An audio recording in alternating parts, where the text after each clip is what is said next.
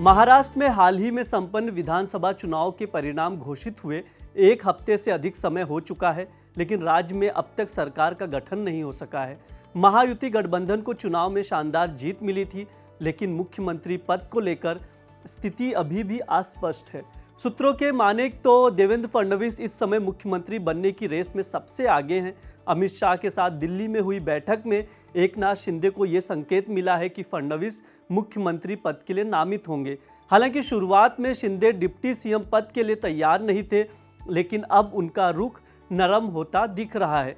वहीं शिंदे गृह मंत्रालय अपने पास रखना चाहते हैं, लेकिन मंत्रालयों के बंटवारे को लेकर अब भी मुद्दे सुलझाए जाने बाकी हैं। 29 नवंबर 2024 को मुंबई में महायुति गठबंधन के 3 प्रमुख नेताओं एकनाथ शिंदे, देवेंद्र फडणवीस और अजित पवार की बैठक होने वाली थी, लेकिन अचानक वो बैठक रद्द कर दी गई है।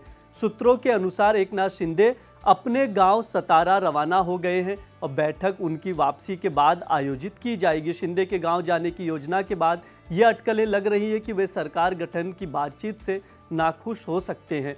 बैठक से पहले शिंदे ने इस मुद्दे पर बयान दिया था कि मुख्यमंत्री पद को लेकर कोई सस्पेंस नहीं है, लेकिन मंत्रालयों के बंटवारे पर अब भी विवाद है।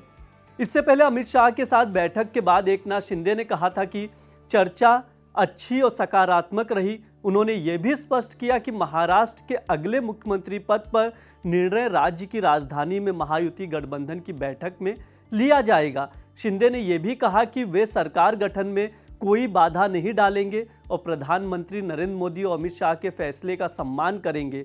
इससे यह संकेत मिलता है कि शिंदे को सरकार गठन की प्रक्रिया में अपनी भूमिका को लेकर कोई बड़ी आपत्ति नहीं है, लेकिन मंत्रालयों के बंटवारे के मुद्दे पर कुछ असहमति हो सकती है।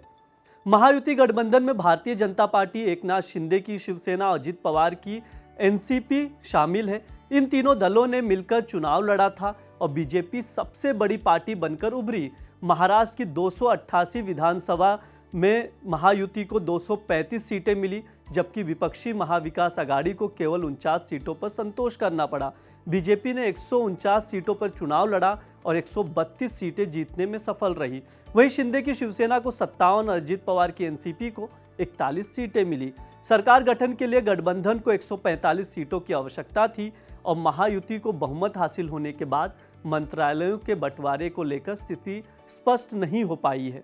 हालांकि अब तक सरकार गठन में देरी हो रही है, लेकिन यह भी साफ है कि महायुति में मुख्यमंत्री पद के लिए अंतिम निर्णय शीघ्र लिया जाएगा। शिंदे, फडणवीस और अजित पवार के बीच मंत्रिमंडल के बंटवारे को लेकर अंतरिम चर्चा चल रही है और उम्मीद है कि जल्द ही इस मुद्दे का हल निकल जाएगा।